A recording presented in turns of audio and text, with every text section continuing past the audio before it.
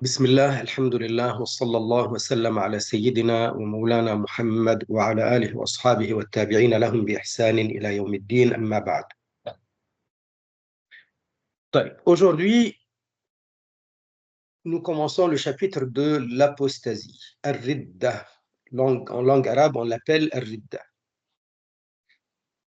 À savoir, le chapitre Ar-Ridda, d'habitude, les ulama, dans leur livre de fiqh, ils ne le mettent pas à cet endroit du livre.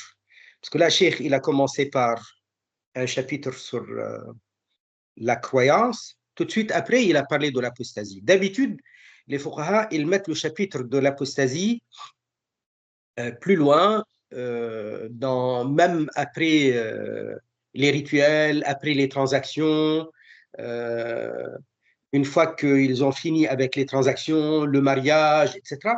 Et c'est après, mariage, divorce, et après, un peu plus loin, ils vont mettre le chapitre de l'apostasie. C'est un chapitre de fiqh. Alors, c'est vrai que le choix de le mettre à cet endroit est compréhensible. Parce que c'est ce qui annule l'adhésion à la foi. Alors que juste avant, on a parlé de la foi. Pourquoi les fuqaha ont l'habitude de le mettre même après les transactions, même après le mariage et le divorce, etc., même un peu plus loin? Parce que pour eux, c'est un chapitre de fiqh, étant donné qu'il y a des conséquences juridiques. S'il y a apostasie, donc il y a séparation, il y a aussi une punition. Vous voyez, donc quand ils vont parler des sentences, des punitions, il y a, parmi lesquelles il y a donc le cas de l'apostasie. Quoi qu'il en soit, le mot ridda, ça vient du verbe radda yaruddu, ça veut dire rejeter ou refuser ou rendre. Radda, c'est rendre, c'est refuser parfois ou rejeter dans un sens. Ici, l'apostasie ridda, c'est un acte par lequel on est considéré dans le rejet de la foi, même si euh, ce rejet de la foi ou ce rejet de l'adhésion à la foi n'est pas conscient. Euh, Ça veut dire que ce qui est conscient, c'est l'acte lui-même. Mais est-ce que la personne est consciente qu'elle est par cela en train de rejeter la foi, de renoncer à la foi, de quitter l'islam? Non, pas forcément. Et de toute façon, ça, ce n'est pas une condition. Lorsque la personne, elle fait du tort à quelqu'un, à un autre, euh, elle n'a pas forcément en tête que ce qu'elle est en train de faire est à ce point-là grave, ça mérite tant de sentences ou de sanctions ou de châtiments. La personne, euh, elle est emportée par le désir de faire une action quelconque, hein, et elle est pas en train de se soucier de c'est quoi la considération de l'acte. Et au final, l'acte est prohibé et interdit. Là, l'action de l'apostasie, c'est une action, soit par le cœur, au fond de soi, mais c'est une action, soit par les gestes. Un geste, il est expressif, le geste. Le geste, il est parlant. Le geste, il a un sens. Soit avec la parole dite ou écrite. La parole dite ou écrite, exprimée carrément avec la voix, la bouche ou avec l'écriture. Ça revient au même. On appelle ça l'apostasie par la parole ou l'apostasie par les gestes ou l'apostasie par la croyance. Dans tous les cas, c'est un acte. L'acte lui-même, il est jugé apostasie selon les critères de la religion. Maintenant, si la personne, elle n'est pas consciente que par cet acte-là, elle a quitté l'islam, elle est quand même apostate. Elle est quand même mécréante. Qu'elle soit consciente que par ce geste ou par cet acte ou par cette parole ou par cette croyance, elle a quitté l'islam, consciente ou pas consciente, l'acte lui-même est jugé selon la loi, selon l'islam, pas selon les critères de la personne. Ce n'est pas à chacun de donner sa considération, son appréciation, de juger de quel statut, de quelle gravité a tel ou tel acte. Donc, la définition de l'apostasie, c'est ce par quoi l'islam a été rompu, ce par quoi la personne n'est plus musulmane, ce par quoi la personne est jugée hein, mécréante, est jugée ayant rompu avec l'islam, ayant quitté l'adhésion à l'islam, ce genre de choses. Consciente ou pas consciente. Quand on est en train de parler de conscience, il y a deux consciences différentes. La personne, elle est consciente de ce qu'elle dit, elle est consciente de ce qu'elle fait, elle est consciente de ce qu'elle croit. Oui, ça oui. Mais elle n'est pas consciente qu'il y a une conséquence grave qui est avoir quitté l'islam. Et le terme, parfois, il est mal compris pour certaines personnes lorsqu'on dit l'apostasie, c'est le renoncement à la foi. Renoncement à la foi, on dit, mais la personne, quand elle a insulté Allah, elle ne veut pas renoncer à la foi. Et qu'elle veuille ou qu'elle ne veuille pas, elle a renoncé à la foi par cet acte. L'acte est jugé renoncement à la foi selon les critères de la foi, pas selon les critères de la personne elle-même. Ce n'est pas à elle de décider qu'est-ce qui est mécréance ou qui est croyance, qu'est-ce qui est croyance, qu'est-ce qui est bonne, qu'est-ce qui est mauvaise action, c'est pas à elle de le décider. C'est pourquoi la définition de l'apostasie, c'est ce par quoi la personne est jugée selon l'islam, ayant quitté l'islam, ayant rompu avec l'islam, ayant rompu avec la foi. Peut-être que le mot renoncement, qui est bon, peut-être qu'on va l'éviter pour ne pas prêter à confusion.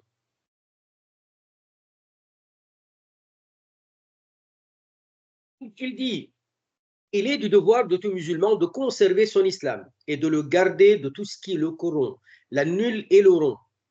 Alors, il a utilisé trois termes différents. Corrompre, annuler et rompre. Mais en fait, ça revient au même. Il les a utilisés parce que dans certains chapitres, ils font une nuance entre les termes. Ils parlent de l'annulation en arabe, hein, je parle de l'arabe. Quand on dit acte fasid, yufsiduhu, et acte batil, ça veut dire invalide, parfois les fuqaha, selon les chapitres, ils font une nuance entre ces termes-là. Alors là, il a dit, je mets tout, le paquet, pour qu'on comprenne qu'il n'y a pas de nuance. Cette fois-ci, dans ce chapitre, quand on parle de fasid, batil, maqtou', tout ça, ça revient au même. Dans ce chapitre, il n'y a pas de nuance entre ces termes-là. Ça veut dire qu'au final, ça revient au même. Vous savez, dans certains chapitres, ils disent cet acte-là est fasid, mais non pas batil. Donc, ils disent défaillant, mais pas tout à fait invalide. Bon, ça, c'est dans certains chapitres, selon certains madhab. On n'y est pas. Là, il a mis yufsiduhu, yubtiluhu, yaqta'uhu. Il a utilisé les trois termes de façon à dire ici, dans ce chapitre, on ne fait pas de différence entre ces termes-là. Ces trois termes reviennent au même. Ça corrompt, ça veut dire ça le yufsiduhu, ça veut dire ça y est, il n'est plus valable dans ce sens-là. L'annule, c'est yubtiluhu, donc il l'invalide. Le rompre, yaqta'uhu, ça veut dire il n'est plus. C'est-à-dire l'apostasie, al-ridda. Que Allah Ta'ala nous en garde, nous en préserve, etc. L'imam al-Nawawi, L'imam al-Nawawi ainsi que d'autres ont dit l'apostasie compte parmi les sortes de mécréances les plus odieuses.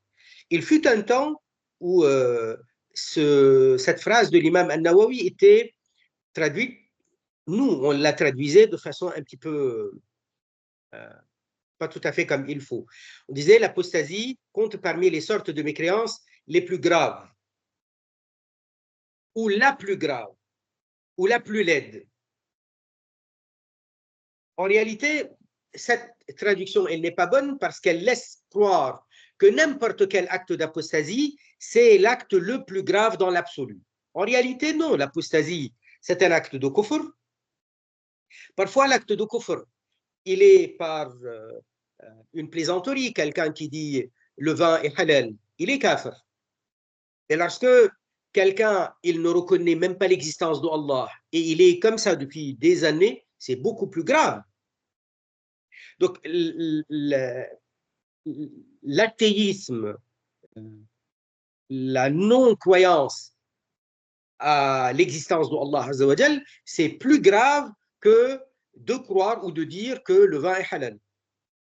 En tout cas, la phrase de Nawawi en arabe, c'est comme ça, Ar-riddatu ashna' anwa' al-kufr ou absha' anwa' al-kufr, dans ce sens. Ça veut dire c'est plus laid. Dans quel sens? Dans le sens que c'est quelqu'un qui a connu la foi et il l'a quittée. Il a connu la foi et il l'a quittée. Franchement, c'est laid. Franchement, c'est odieux. Pas dans le sens que c'est le péché le plus grave, forcément. L'apostasie s'inscrit dans les cas de kufr. Et les cas de kufr ne sont pas les mêmes. Il y a le renoncement à la foi totalement conscient et totalement, comment dire, clair et c'est un investissement de la personne ou je ne sais pas comment on va l'appeler. Et il y a aussi par ignorance. Et il y a dans l'apostasie, il y a des fautes du genre halal, haram, des fautes graves, hein, ou ne pas reconnaître le prophète, alayhi salatu salam, adhérer au christianisme, au judaïsme, c'est du kufr. Alors, adhérer à d'autres religions autres que Ahl al-Kitab, c'est encore pire. Ne pas reconnaître l'existence d'Allah, c'est pire. Vous voyez? Donc, l'apostasie s'inscrit dans les cas de kufr. Ce n'est pas un cas de kufr homogène. Les apostasies ne sont pas les mêmes. Ce pourquoi la personne tombe dans l'apostasie, ce n'est pas de la même gravité, mais c'est toujours très laid. Parce que ça, c'est quelqu'un qui avait connu la foi et puis après, il l'a quittée.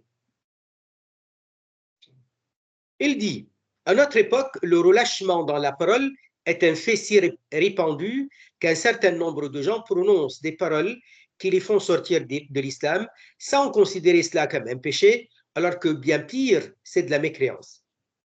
C'est vrai qu'on le constate nous-mêmes tous les jours, enfin tous les jours, on le constate régulièrement. Dans certains milieux, oui, parfois c'est tous les jours. Les gens sont capables de dire, de faire du kufr, et ils prennent ça à la rigolade. Et puis après, ils disent, oh, on plaisante, ou bien, oh, j'étais en colère, ou bien, oh, bon, c'est pas grave, Rabb al-Alamin, il est Ghafour rahim, etc. Ils prennent ça à la rigolade, c'est comme si ils n'avaient pas fait grand-chose pas quelque chose de mal, pas si grave que ça. Ils vont dire, mais qui t'a mis juge, qui t'a mis devant mon chemin, qui t'a donné la miséricorde d'Allah Ta'ala, qui t'a donné les clés du paradis. Mais personne ne m'a donné les clés du paradis, personne ne m'a donné le jugement au lieu que ce soit le jugement d'Allah. Mais c'est le jugement d'Allah qui dit que ça, c'est kufr. C'est pas moi, c'est pas c'est pas de ma personne. Donc, lorsque quelqu'un nous dit il est Ghafour Rahim, certes, il est Ghafour Rahim, mais pas pour les kuffars. Allah Ta'ala, il a dit qu'il ne donne pas le pardon aux mécréants. Et il a promis un châtiment douloureux à tous ceux qui ont apostasié, à tous ceux qui renoncent à la foi, à tous ceux qui ont quitté l'islam. Et ça, c'est dans le Coran et dans la sunna du prophète, alayhi salatu wassalam. Qui a jugé que c'est du kufr? Eh bien, c'est l'islam, les lois de l'islam. Donc, à notre époque, le relâchement dans la parole est un fait si répandu qu'un certain nombre de gens prononcent des paroles qui les font sortir de l'islam sans considérer cela comme un péché, alors que bien pire, c'est de la mécréance. Parfois, la personne, elle est en train de plaisanter et parfois, c'est une personne qui est emportée par la colère. Mais quoi qu'il en soit, la personne qui est emportée par la colère, elle n'est pas excusée par la colère.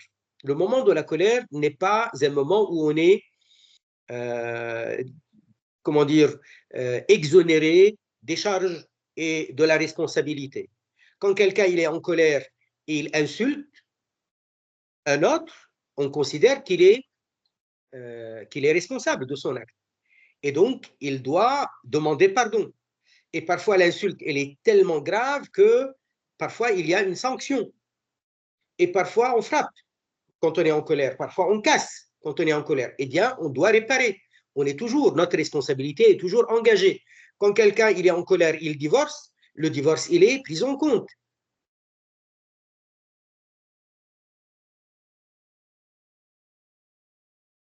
Donc, que ce soit la plaisanterie ou la colère ou je ne sais quelle situation, la personne, elle est consciente de ce qu'elle fait, de ce qu'elle dit. Donc, elle est responsable. Donc, c'est préjudiciable. Ceci montre la véracité de la parole du prophète alayhi salatu wassalam, inna al-abda la yatakallamu bil kalimati. Donc, certes, il arrive que la personne dise une parole, la yara biha ba'san, dans laquelle il ne voit pas de mal, ou la personne ne voit pas de mal, yahwi biha fi nari sab'ina kharifan, mais à cause de laquelle la personne chutera en enfer pendant 70 automnes, autrement dit 70 ans. C'est-à-dire une distance parcourue en 70 ans de chute pour atteindre le fond de l'enfer, qui est réservé aux mécréants. Ce hadith est rapporté par At-Tirmidhi, qui lui donne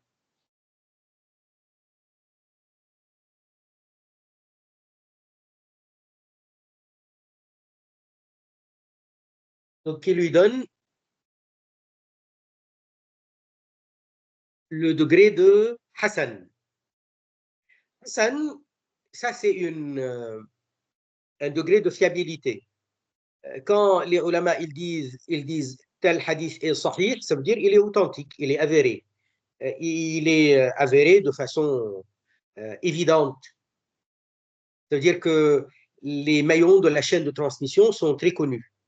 Alors que quand il dit Hassan, les maillons de la chaîne de transmission sont fiables, sont véridiques, mais ils ne sont pas de la même réputation, ils n'ont pas la même réputation que ceux de la chaîne de transmission de ce qu'on qualifie de sahih. Mais en tout cas, ils sont tous fiables. Donc le texte est fiable. Alors, dans le même sens, il existe un autre hadith rapporté par Al-Bukhari et Muslim. Le hadith qui est dans Al-Bukhari et Muslim, il ne précise pas 70 automnes. Il précise que la parole, la mauvaise parole, le fera chuter en enfer d'une distance plus loin encore que de l'est à l'ouest.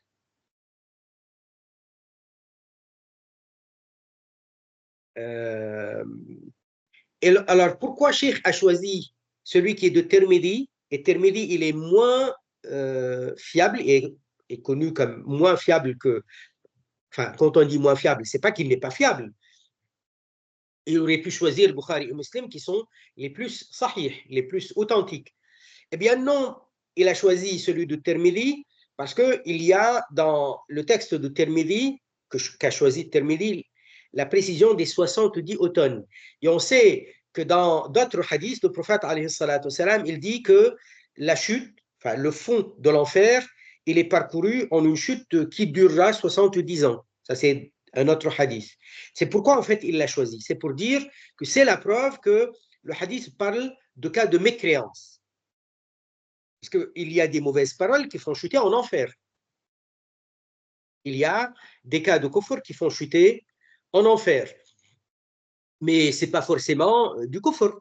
Le riba, namima, le mensonge, tout ça, ça mérite un châtiment en enfer. Mais est-ce que cela vaut un cas de kufr? Non.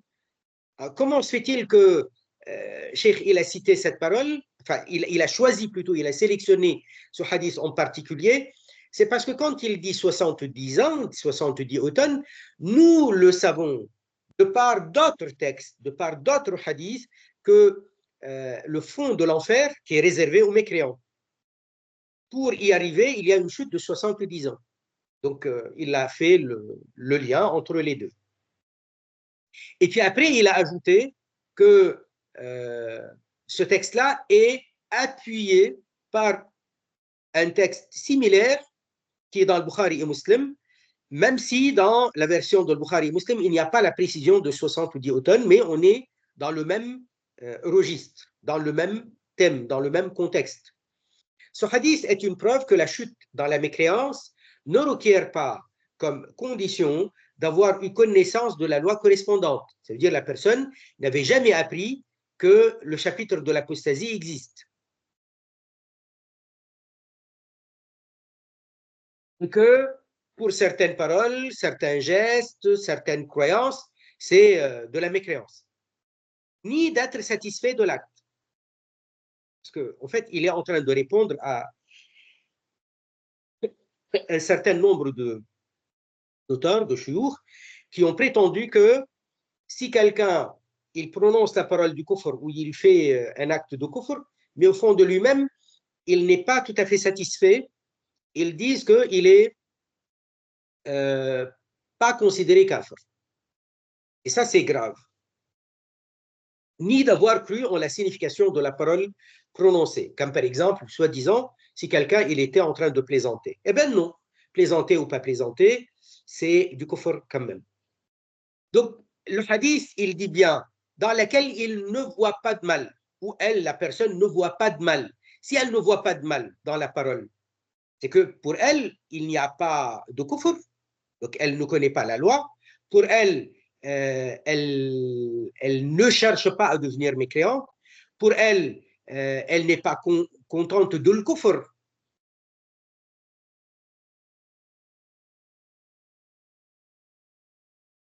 Donc ce hadith, il coupe court à leur soi-disant critères pour que ça corresponde à un cas d'apostasie. Alors il dit, donc ce hadith est une preuve que la chute dans la mécréance ne requiert pas comme condition d'avoir eu connaissance de la loi correspondante, ni d'être satisfait de l'acte, ni d'avoir cru en la signification de la parole prononcée. Vous voyez, quand quelqu'un il dit fils de Dieu, et lui, il ne croit pas que Dieu il a un fils, c'est du kufr quand même. Quand quelqu'un il dit le vin est halal, et il le dit en plaisantant, bah, il ne croit pas en ce qu'il dit, mais il l'a dit quand même consciemment. Donc, il a fait du kufr. Attention, je ne parle pas de certains contextes où la personne, elle le dit de façon ironique. Ça veut dire, on comprend bien qu'elle se moque de ce genre de propos. Parce que parfois, on dit la phrase de façon ironique, de façon à ce qu'on comprenne qu'on s'en moque.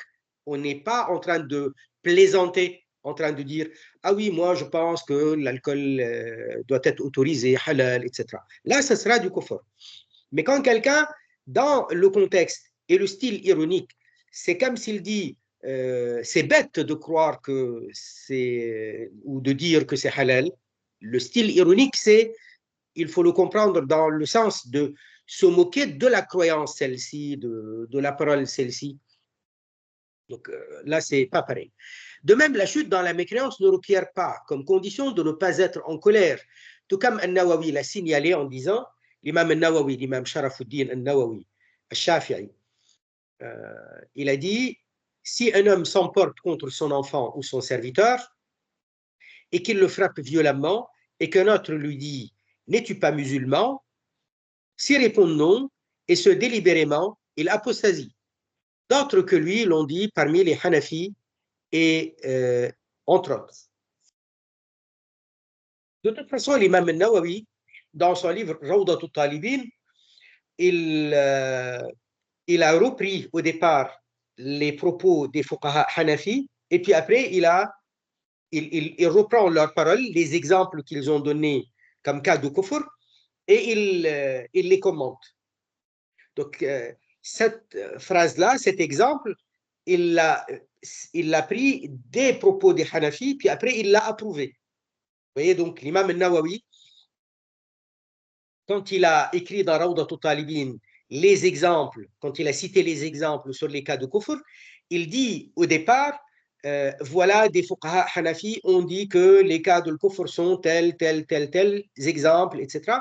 Et il a à chaque fois commenté pour approuver ou pour dire oui, nuançant un peu, parce que parfois c'est dans ce sens, parfois c'est dans un autre sens. Donc il commentait les propos qu'il citait, les exemples qu'il citait des fuqaha Hanafi. Et là aussi, c'est la même chose. C'est un exemple qui a été donné par les Hanafi et l'imam Nawawi le rapporte. Et il approuve que c'est effectivement le cas, c'est un cas de kufr. L'apostasie est de trois sortes, comme l'ont classé l'imam Nawawi, ainsi que d'autres que lui parmi les Shafi'i, les Hanafi et d'autres encore. Alors, parmi les fuqaha qui en ont parlé de cette façon-là, il faut savoir qu'à l'époque du prophète, salam, il n'y a pas eu un hadith qui dit le kufr est classé par trois paroles, etc. Mais on le comprend à partir des versets du Coran et à partir des hadiths. Parce que Allah Azza wa Jal, dans le Coran, il dénonce certaines croyances et il les juge mécréances. On comprend qu'il y a des croyances mécréances. Allah Azza wa Jal, il condamne certains gestes, comme se prosterner pour le soleil et la lune. Donc, il les condamne et il les qualifie d'actes de mécréants, des gens mécréants. Donc, on comprend que là, c'est des gestes. Et donc, on comprend que ces gestes-là, c'est de la mécréance. Allah Azza wa Jal, il a jugé, il a blâmé certaines paroles et il les a qualifiées de mécréance et d'apostasie carrément. Donc, on comprend à partir des textes du Coran qu'il y a ce classement. Ensuite, on a les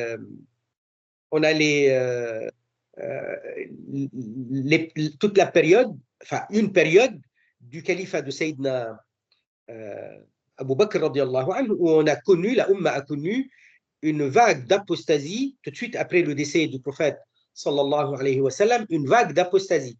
Et cette vague d'apostasie était un renoncement pur et simple à l'adhésion à l'islam, et c'était de façon multiple. Et on a connu aussi dans le temps, quoi, par le passé, des gens qui ont eu des croyances qui ont été jugées mécréances de la part des grands savants, et ainsi de suite.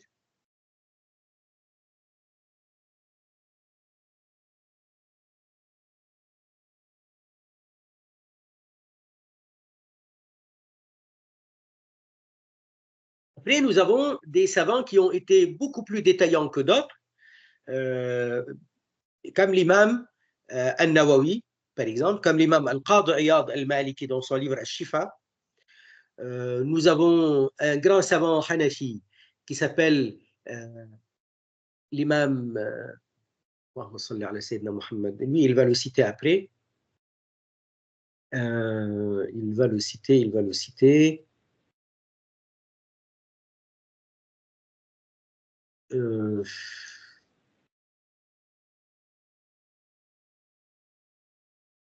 Il...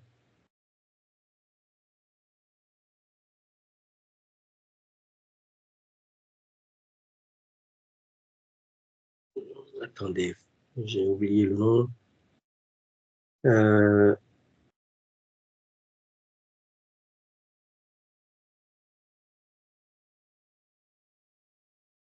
Voilà, donc là, il les cite. Badr al-Rashid. Badruddin al-Rashid, il s'appelle. Il a carrément écrit toute une épître hein, qui s'appelle les paroles de Kufr. et c'est édité. Et il a été commenté par l'imam Al-Hanafi Mullah Ali Al-Qari. À la fin du commentaire de Mullah Ali Al-Qari, quand il a commenté Al-Fiqh Al-Akbar de l'imam Abu Hanifa, il a, il a, il a exposé la parole de Badr al-Rashid et il l'a commenté. Al-Qadhi Iyad, c'est dans son livre Al-Shifa. Le livre Al-Shifa, c'est un grand livre qu'il a consacré au prophète, alayhi salatu salam, l'importance du prophète, sallallahu alayhi wa sallam. Nous avons donc Badr al-Rashid avec le commentaire tout seul et avec le commentaire de Mullah Ali al-Qari dans le commentaire de Al-Fiqh al-Akbar de l'imam Abu Hanifa. Nous avons également quelqu'un qui s'appelle Bin Qutluboura. Il l'a appelé الذي يكفر من دون أن يشعر, quelque chose comme ça. Celui qui devient un kafir sans qu'il le ressente, sans qu'il le sache dans ce sens-là. Il y en a d'autres, hein, c'est pas, mais ça, c'est des exemples quand même importants. Et nous avons l'imam Ibn Abidin al-Hanafi. Ibn Abidin al-Hanafi, il va expliquer la question, par exemple, de comment se fait-il qu'on considère que jeter les feuilles de Coran kufr, les jeter de façon humiliante, les jeter dans les ordures, par exemple, ou les salir. Comment se fait-il qu'on va appeler ça kufr, alors que quand on dit les deux témoignages, on ne parle pas de... On n'entre pas dans ce genre de considération, on n'en parle pas. On n'est pas en train de penser à ça. Il dit, mais c'est la logique des choses. Lorsque on dit les deux témoignages, on devient musulman. Donc, on est en train de considérer notre foi en Allah Azza wa Jal au plus haut. Alors que lorsque quelqu'un il jette la parole d'Allah Ta'ala à la poubelle, ça veut dire le geste lui-même, il signifie un rejet. Il y a carrément une contradiction, il y a une rupture entre l'adhésion et le rejet. Le geste, il a un sens. Voilà. Donc, je reviens à là où on était.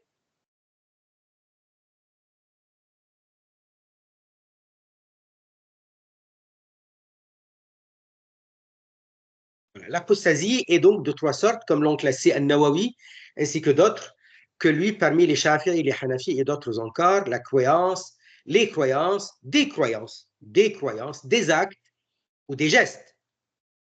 Pour ne pas croire que la croyance n'est pas un acte. Vous voyez, moi, je préfère dire les gestes plutôt que acte.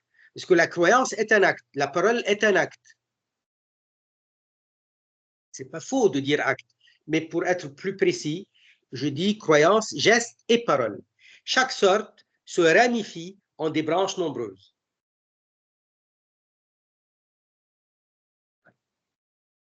La première sorte, il y a douter d'Allah ou de son messager ou du Coran ou du jour dernier ou du paradis ou de l'enfer ou de la récompense, ça veut dire les récompenses au jour dernier, du châtiment ou de toute autre chose du même genre faisant l'objet de l'unanimité. Regardez les critères. Le doute, on a bien compris le doute, ça veut dire on n'est pas sûr. Quelqu'un qui est sceptique, qui n'est pas sûr. Il n'est pas sûr de quoi? On a parlé du paradis, de l'enfer, etc. Mais c'est quoi les critères de tous les exemples qu'il a cités? C'est quoi le point commun? C'est ce qui fait objet de l'unanimité. Donc, il n'y a pas de divergence là-dessus. Deuxièmement, en fait, il y a deuxièmement quelque chose qu'il va citer plus tard, c'est quelque chose qui est connu d'évidence, pas seulement de l'unanimité, connu d'évidence. Parce que douter, c'est le contraire de l'iman. L'iman veut dire être sûr, croire avec certitude. N'est-ce pas le paradis, l'enfer, les récompenses au jour dernier, l'existence d'Allah, le Coran, la sunna, le prophète, tout cela. Et l'élémentaire de la foi, l'existence d'Allah, l'unicité d'Allah, le prophète Mohammed alayhi salatu salam, sa véracité, ça c'est les élémentaires de la foi, sans quoi il n'y a pas la foi. Mais le mot la foi, c'est al-iman, et al-iman dans la langue arabe et dans la religion, dans la théologie, ça veut dire la croyance avec certitude absolue, sans doute aucun. Donc s'il y a doute, il n'y a pas iman. On ne peut pas dire je suis mu'min, mais j'ai des doutes. Mu'min et j'ai des doutes, c'est je suis en train de dire la chose et son contraire. Quand quelqu'un il dit je suis sûr, mais je ne suis pas sûr, il est en train de se contredire. Je sais, mais je ne sais pas, il est en train de se contredire. J'admets, mais je n'admets pas vraiment. J'admets ou je n'admets pas, deux choses différentes. J'ai vu, mais je n'ai pas vu. C'est contradictoire. Al-Iman, dans la définition, ce n'est pas le doute. On n'est pas dans le registre du vocabulaire chrétien où ils confondent je crois et je ne crois pas. Chez les Français, quand quelqu'un il n'est pas sûr de lui-même, il dit enfin je crois. Enfin je crois, ça veut dire je ne suis pas sûr. Ben non, on n'est pas dans ce registre. On est dans le registre de croire fermement, croire sans doute aucun. C'est ça l'iman. Pas de certitude, pas de iman. Doute, c'est l'opposé de l'iman. L'iman, c'est quand il n'y a pas de doute. Alors, il y a croire en Allah, croire au prophète, ça c'est l'élémentaire sans quoi il n'y a pas de iman. Au-delà, nous avons des textes coraniques. Nous avons le Coran lui-même. Nous avons l'ensemble de la sunna prophétique. Et nous avons des éléments enseignés dans le Coran et dans la sunna, comme quoi il y aura le paradis, il y aura l'enfer, il y aura des récompenses, il y aura un jugement dernier. Celui qui ne veut pas y croire ou qui a un doute dessus, ça veut dire qu'il a un doute des textes, au sujet des textes. Et donc, il n'a pas de iman. Donc ici, il dit faisons l'objet de l'unanimité. En réalité, il n'y a pas que le critère de l'unanimité, il y a texte et on est conscient du texte. Il y a connu d'évidence ou croire que le monde existe de toute éternité dans son genre et sa composition. Alors, ça veut dire quoi? Croire que le monde existe de toute éternité. C'est-à-dire que ce monde-là autour de nous, le monde de la Terre, les éléments célestes, l'univers, tout cela existe de toute éternité. De toute éternité, ça veut dire que ça n'a pas été créé. De toute éternité, ça veut dire que ça n'a pas de début. Ça n'a pas de début, ça veut dire que ça n'a pas été créé. Comment ça n'a pas été créé? Alors que Allah Azza wa Jal, il est Rabbul Alamin. Allah Ta'ala, il est le Rabb de toutes choses. Allah Ta'ala, il est le Rabb de tout ce qui existe. Il est Al-Khaliq, le créateur de tout ce qui existe. Si ce monde-là était de toute éternité, ça voudrait dire tout simplement pas de début. Ça veut dire pas créé. Et ça, c'est du kufr. En ce sens-là, c'est très clair que c'est kufr. Dans son genre et sa composition. Alors, ça veut dire quoi, son genre et sa composition? Ça, c'est un débat entre les philosophes. Voilà, je ne vais pas vous entraîner longtemps dessus, mais c'est un débat qui existe entre les philosophes.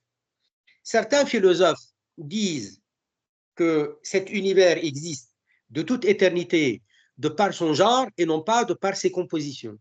Les compositions, c'est vous et moi, c'est les arbres, le feu, le ciel, la lune, le soleil. Ça, c'est les composants. Certains philosophes disent ces composants-là existent de toute éternité. Et c'est absurde. Comment ça, le soleil, il est de toute éternité, ou la lune est de toute éternité, ou la planète Terre. Certains disent oui, mais ça a évolué.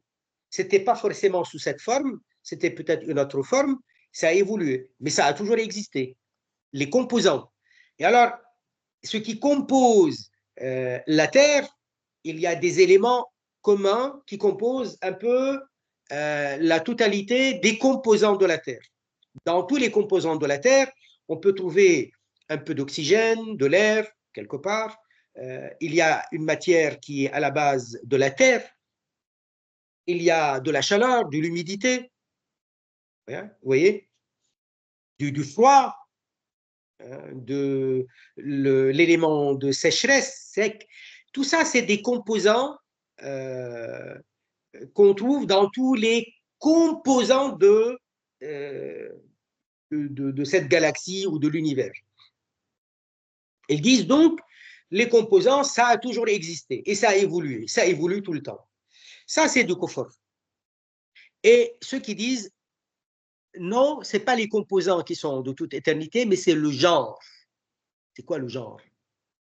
Le genre, c'est un peu comme si on dit l'espèce. Vous voyez, quand quelqu'un il dit l'espèce animale, l'espèce humaine. Alors, il y a beaucoup d'humains qui meurent, mais l'espèce humaine persiste toujours. Vous avez des espèces d'oiseaux qui ont disparu. Vous avez des espèces d'animaux, pas seulement des oiseaux, qui ont disparu, qui n'existent plus. Alors, ils disent que comme on peut faire la différence entre l'espèce et les composants, alors on peut croire, on peut envisager philosophiquement parlant l'existence de l'espèce sans l'existence des éléments composants. Et ça, c'est absurde, c'est pas vrai, c'est totalement stupide. Même si c'est des philosophes et ils sont censés être très intelligents. En tout cas, seul Allah est le créateur. Seul Allah est de toute éternité. Donc, tout est créé par Allah. Tout ce qui existe est créé par Allah. Donc, ayant un début. Voilà. Ou nier l'un des attributs d'Allah. Quelqu'un qui, par exemple, ne reconnaît pas qu'Allah sache tout. Ou voilà, ce genre de choses. Qui sont obligatoirement siens, par unanimité, comme le fait qu'il sache tout. Ou attribuer à Allah ce dont il est obligatoirement exempt par unanimité, comme le corps. Quelqu'un qui considère qu'Allah est un corps, ou une matière, ou un physique, c'est du kufr unanimement. Bien sûr, pour nous, quand on parle de l'unanimité, on est en train de parler des grands savants de l'islam, de Ahl Sunnah wal Jama'a, pas des Wahhabiyya.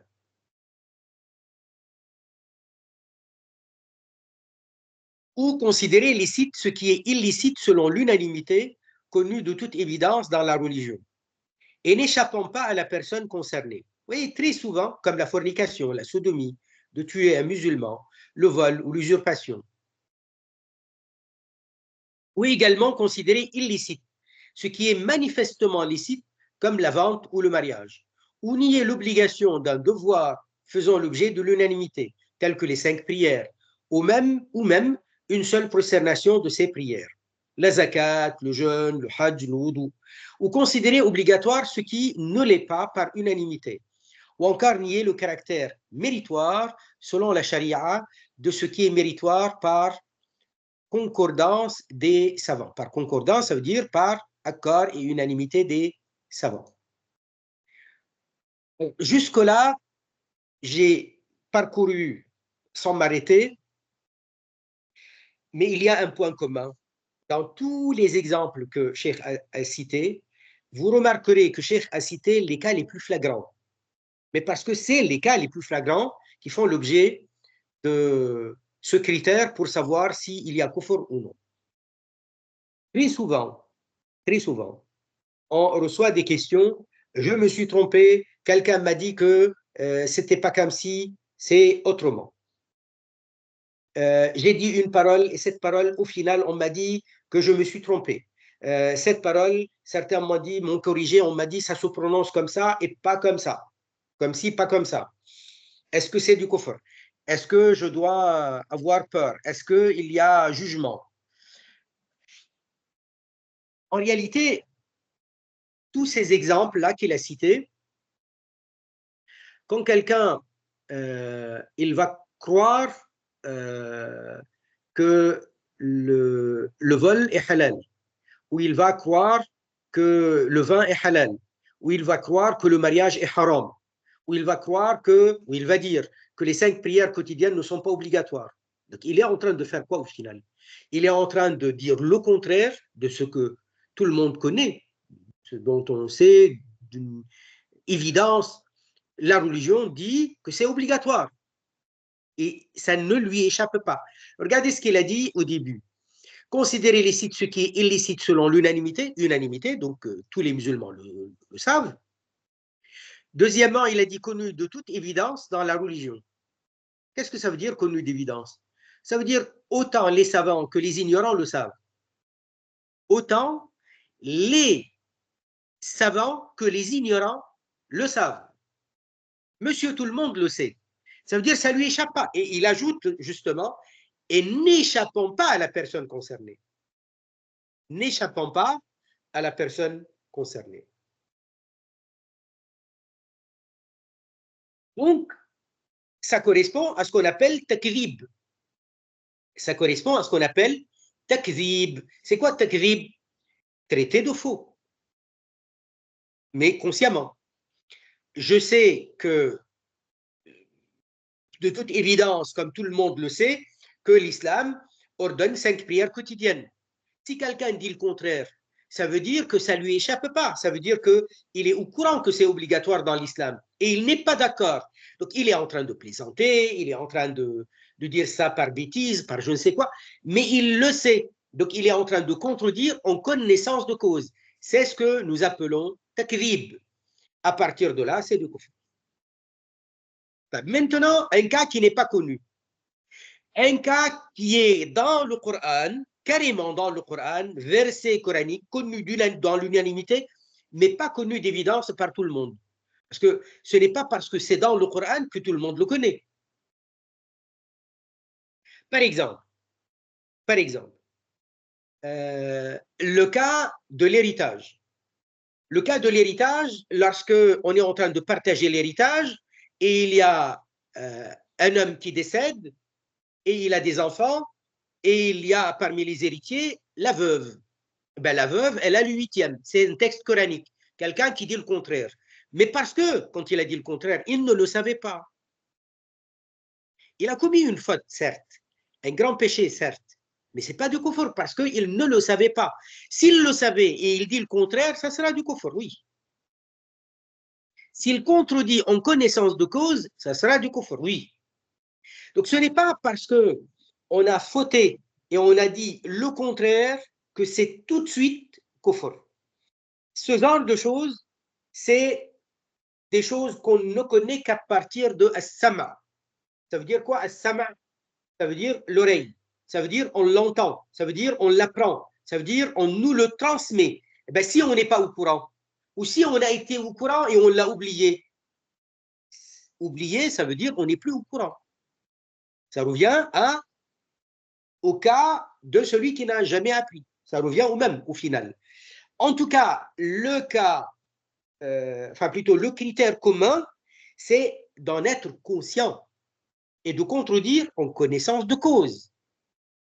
On s'inquiète très souvent, et c'est pourquoi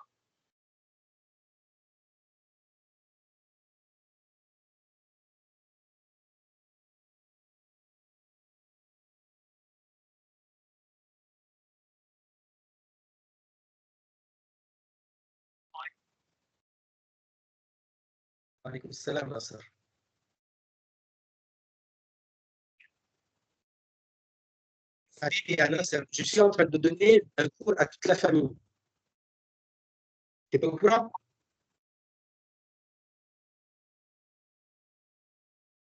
Là, tu es en train de m'appeler pendant le cours que je donne à la famille et la mine. Tu n'es pas au courant?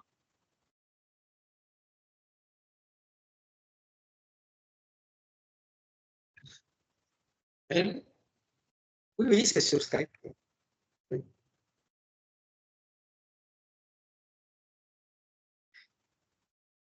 Allez, salam alaikum.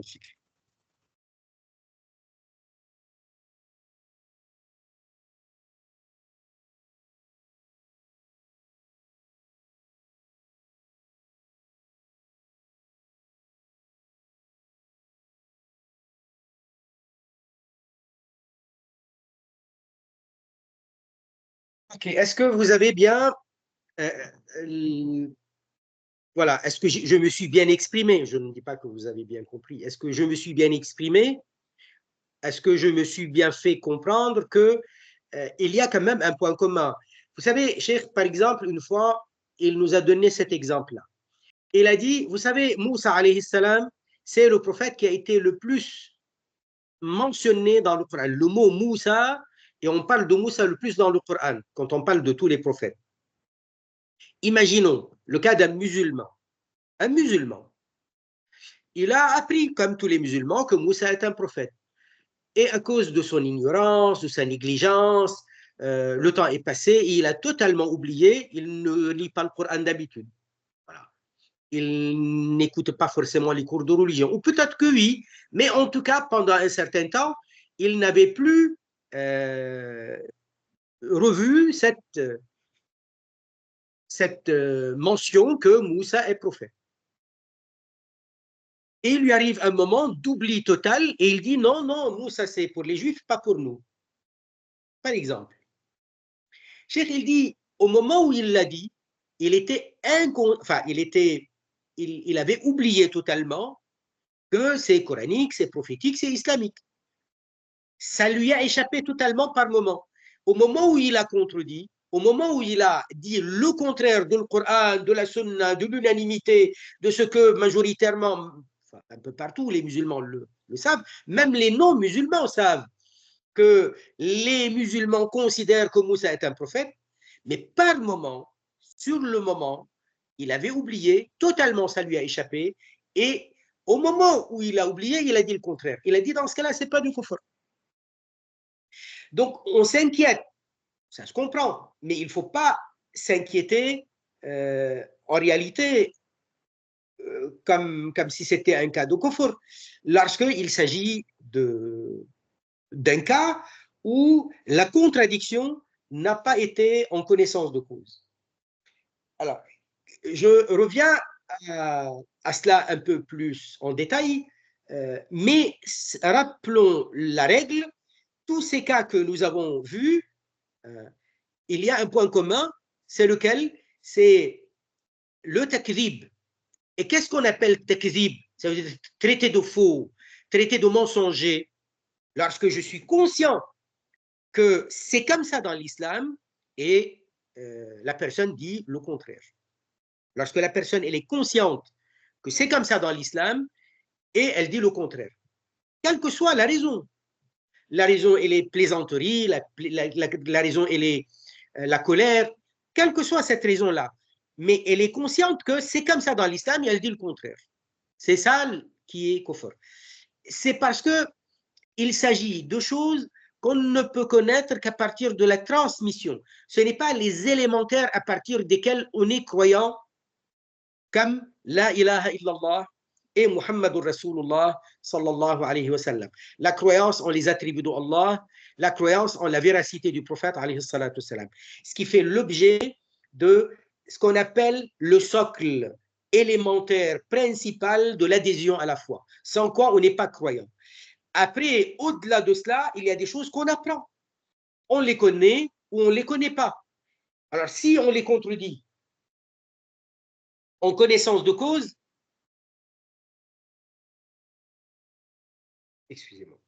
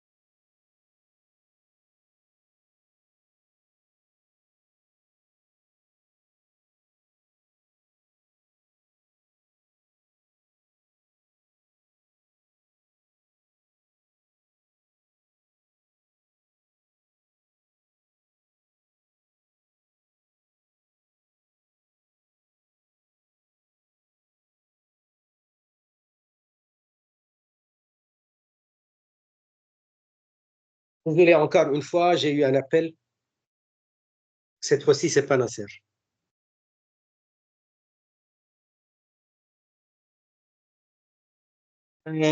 Donc voilà, le point commun sur lequel je voulais revenir pour qu'il n'y ait pas à chaque fois une inquiétude. Très, très souvent, je reçois des questions. euh, on m'a appris ça, moi je pensais le contraire.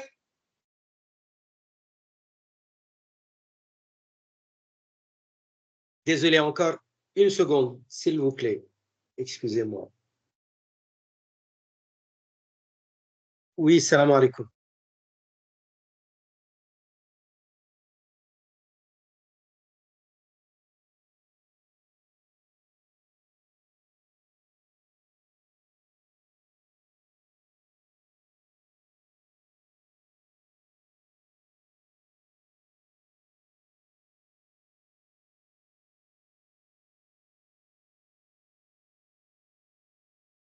Donc voilà.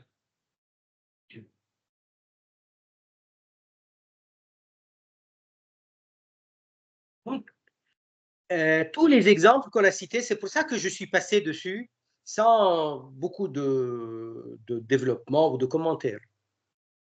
Ou encore nier le caractère méritoire selon la charia de ce qui est méritoire par concordance des savants. Par exemple, on sait très bien que istiwak, c'est de la charia, couvrir la tête, voilà, aller dans les mosquées, respecter les mosquées, tout ça, on le sait. Ou être, là, c'est des exemples totalement différents. Là, on va entrer dans d'autres cas où être décidé à apostasier dans le futur. Être décidé à apostasier dans le futur, c'est de couvrir immédiatement. Ou faire dans le futur l'une des choses citées ci-dessus, ou hésiter entre apostasier ou non. Ça veut dire, quand quelqu'un, on avait dit que l'iman, c'est la certitude, sans doute aucun, hésiter à faire le kufr, ça veut dire du kufr, tout simplement. Mais pas si cela traverse l'esprit sans qu'on l'évolue, ou nier le statut de compagnon de notre maître Abu Bakr.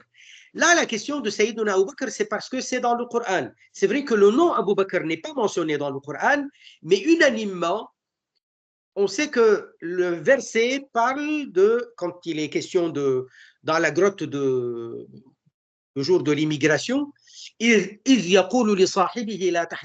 quand il dit à son sahib, sahib c'est compagnon, la tahzan ne soit pas triste, unanimement, même les chiites, ils disent que c'est Abu Bakr. Donc nier qu'il est sahib alors qu'Allah Ta'ala l'appelle sahib, ça sera du kufr. Mais encore, si quelqu'un ne connaît pas qui est Abu Bakr, n'a jamais entendu parler d'Abu Bakr, il est moins important Abu Bakr que Moussa alayhi salam. Et donc, ce n'est pas un cas de kufr si on n'est pas conscient de qui il s'agit, si on ne sait pas, si on a oublié de qui il s'agit. Donc là, on est en train de parler de contredire aussi en connaissance de cause, sachant que unanimement, Abu Bakr est celui qui est visé dans le verset. Quelqu'un qui va dire le contraire, ça sera dans ce cas-là de kufr. Ou le message de l'un des envoyés d'Allah, dont l'on voit fait l'objet de l'unanimité, comme Moussa, comme Isa, ou renier par entêtement une lettre sur laquelle il y a unanimité qu'elle fait partie du Coran. Alif lam mim, quelqu'un il dit non, il n'y a pas de alif, il n'y a pas de lam ou il n'y a pas de mim, etc. Pas par rapport à quelqu'un qui a oublié et il a confondu.